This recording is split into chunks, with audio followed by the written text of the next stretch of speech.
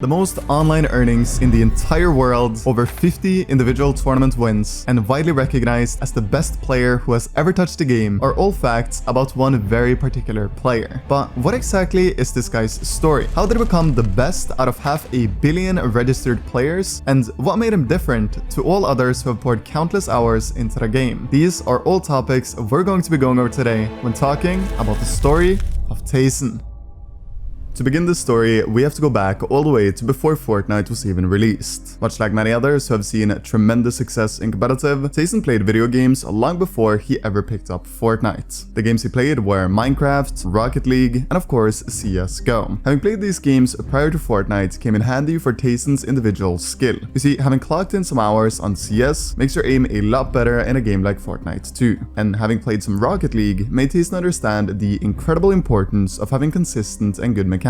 But surprisingly enough, TaySon didn't see tournament success from the very beginning, like many others who came from games like CSGO. It was actually quite the opposite. When open tournaments started, TaySon didn't see any success at all. His placements were miles away from impressive, and although there was a tourney here and there that was okay, none of his placements, or how he played for that matter, screamed potential. However, one announcement changed everything for TaySon, and how seriously he took the game. And that was when, on February 22nd, 2019, Epic announced the World Cup. Just 1 week prior to the official World Cup qualifiers, Epic decided to host a tournament called the World Cup Warm-Up to set the vibes for the 10 upcoming opportunities to qualify to New York. And for this tournament, TaySon was able to find another Slovenian player to play with. And surprisingly, looking at both of their previous tournament results, him and his duo were able to place a respectable 135th in the opens and a solid 158th in the finals. This placement secured TaySon's very first earnings of $175 and also made him understand that Fortnite was something worth pursuing. However, going into the 10 weeks of actual qualifiers, TaySon faced a major issue like many other aspiring players. His PC was completely awful, but unlike everyone else, TaySon decided to make the most out of what he had and saw the World Cup as an opportunity to make enough money to buy a new computer for the many years of competitive Fortnite to come. Due to TaySon focusing on the things he could improve rather than wasting time and energy on focusing on what he couldn't, he was able to make an impressive $2,325 through the 10 weeks of competition. He had achieved his goal. The money that he made from the World Cup went directly into investing further into his competitive future. And with a new PC, he knew that if he put in time and effort, he could become someone great. After the World Cup LAN had concluded and Fortnite went back to focusing on online tournaments, a tremendous amount of players wanted to prove themselves. A lot of people had seen the likes of Bugha, Nyrox, and Aqua making life-changing amounts of money from simply playing a video game. And you could argue that the times after the World Cup were some of the most competitive we've ever seen, given just how many players played at that time. But as Season X rolled around and TaySon understood that he didn't want to be like everyone else, he also understood that in order for him to achieve results better than anyone, he had to grind harder than everyone. And this was when TaySon started full grinding solo customs. I'm not talking a custom every now and then, but rather spending 6 hours a day grinding to become one of the best solo players EU has ever seen. Although TaySon spent his days grinding solos to heavily focus on his individual skill at the time, this season, as you might remember, was the first season with an FNCS, and a trios one at that. And although TaySon and his team was not able to qualify for the FNCS Grand Finals, or even the Heats, they were still able to consistently earn, and as a result of that, they all took home $960 each from their tourneys together. But of course, when it came to solo tournaments, TaySon was already on another level, placing 9th, 13th twice, 19th, and 23rd. Due to his efforts in solo customs, he was quickly becoming one of the most consistent solo cash cup players in all of Europe. And because of his skill, he made an additional $2,930 just from solo cash cups in Season X alone. Moving into Chapter 2, Season 1, a handful of players already saw TaySon's potential and how underrated he was at the time. To give you an idea as to just how unknown he was, his average viewers on Twitch were just over 30 in the month of October 2019, the same month that Season 1 begun. This season, as you might remember, had the main game mode set to squads, but going into the first FNCS week, TaySon was on vacation, meaning he wasn't able to play, which at the time was a bit annoying, given just how much he had improved in the span of the last few months. And of course, in order to qualify to the FNCS Heats, so that you had an opportunity to make the FNCS Grand Finals, you had to be consistent through all 4 weeks of open opportunities to qual, but now TaySon had to be insanely consistent in the remaining 3. According to some players who played with TaySon both before and after he came home from his vacation, he was a different player, somehow improving extremely noticeably even though he didn't touch the game for the span of his vacation. And going into Squad's FNCS Week 2, which was TaySon's first week, he played with Koffa, Nugison, and most notably Lu. Lu was a bit of an older player, and someone who more than likely taught TaySon a ton about how the game should be played, given just how smart of a player he was. You see, one of TaySon's incredible qualities is that he is able to listen and adapt what others tell him into his own game. Prior to playing with Lu,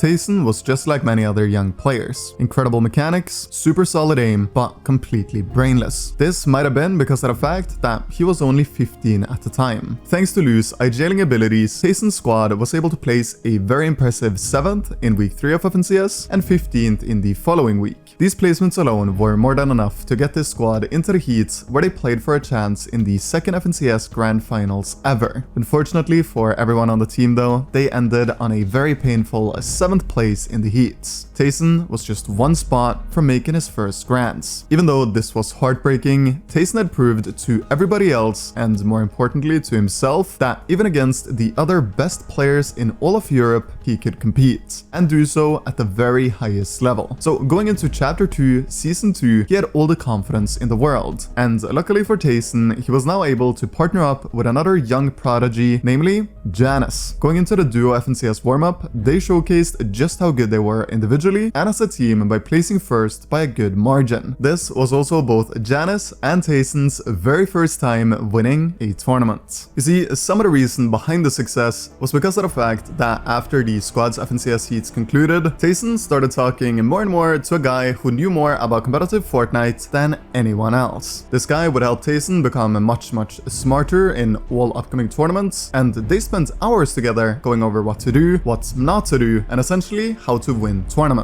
TaySon's new friend was none other than the legendary coach BloodX. What I didn't mention was that in Chapter 2 Season 2, there wasn't only a duo FNCS where TaySon played with Janice, but we also had the first ever solo FNCS. Finally, a proper opportunity for TaySon to prove just how good he had become from playing solo customs until his fingers started bleeding. As the season passed and the duo's FNCS went on, TaySon and Janice performed impressively well in every single week, and to no real surprise, easily made the FNCS heats, where TaySon got yet another chance to qualify to his first ever Grand Finals. At this point, TaySon had had enough. One spot of qualifying in Chapter 2 Season 1 was heartbreaking, so instead of leaving qualifying to pure chance, TaySon decided to put on a show in the heats and win the entire tournament, winning 3 out of 6 games and almost doubling the points of second place, all whilst playing against the other top players in Europe. The day after, in his first ever grands, he wouldn't do as well, sadly placing 33rd and quote-unquote only making $1,500. But later in the season, when playing in the solo FNCS Grand Finals, he got his redemption, placing 5th and winning a staggering $50,000. Not a bad placement for his second ever Grands appearance. And if you've been following competitive since around this time, you know exactly what happened in the following season, when he not only won his heat to easily qualify to Season 3's solo FNCS Grands, but he went on to win the entire thing, making him an additional $80K. From this performance, people started questioning whether TaySon was the best solo player who had ever touched the game. People were naturally on both sides of the discussion of whether or not this was the case, as you had players like Buga and Janice who had also put up unbelievable performances in major solo tournaments this far. Because of TaySon's insane performance in Season 2 and 3, he would get an incredible opportunity going into Season 4. He got the chance to play with the likes of Mongrel and Metro, veteran players who both at various times were the best players in the world. This trio would go on to become a powerhouse like none other. Mongrel yet again became the best fragger in the game. TaySon, although still young, was able to IGL the team better than any other player in Europe, and Metro, well, he was just doing Metro things. Because of how well these super different personalities and playstyles worked together, they were able to top 3 more tournaments than not during the FNCS qualification process. And when they made the finals, TaySon was able to get Mongrel and Metro their first ever FNCS win, and he was able to put another 37K directly into his bank account. After TaySon's back-to-back-to-back FNCS win, all eyes were on him going into Season 5, but unfortunately he was not able to win another, although getting a super respectable finish of 8th place, where he also added 20K to his earnings. The following season ended in a 3rd place and 45k more in earnings, which was a lot better. But it still wasn't satisfying for TaySon. So for season 7, he once again did what he does better than anyone else. He started putting in the work. This season was the season of the legendary event of the Solo All-Stars. Yet another chance for ambitious young talents to prove just how good they were, and make some serious money in the process. At this time, TaySon was already looked at as a veteran going into the tourney, and the pressure was on like never before. But even with the difficulty of the added pressure, TaySon was able to take home his 2nd solo FNCS win over the likes of incredible players like Veno, Reason and Thomas HD. And to everyone who are still unsure whether or not he was the best solo player the game had ever seen, he gave them the answer straight. There was no more doubt. Through this performance, TaySon was able to, without a shadow of a doubt, solidify his name as the greatest solo player this game has ever seen. In the final season of Chapter 2, in the FNCS Grand Royale, TaySon was able to again prove just how good he was, by winning the entire thing and getting his biggest individual tournament payout yet of $200,000. Chapter 3 wasn't bad for TaySon by any means either. He began the new chapter by placing 3rd in Grands with Thomas HD, then in the following season he improved his Grands placement and got 2nd with Chapex, but in the last 2 finals he underperformed in the context of his standards by getting 23rd and 32nd. Due to him being unhappy with these 2 results, he simply just won the next one. This was his 5th FNCS win, and to this day this was the last time TaySon won an FNCS. But the question is, will he win another? TaySon has over the last few years played the game less and less, and although his tournament placements are still insane, there's no denying that younger, more hungry players are out there. I think TaySon is a player like none other, so seeing him take home another FNCS title, or even 2, wouldn't surprise me one bit. TaySon's story is incredibly fascinating. It's one of understanding that you're never the perfect player, no matter how good your tournament results are. It's a story of being able to listen when advice is given, and of course one of simply just working harder than everyone else.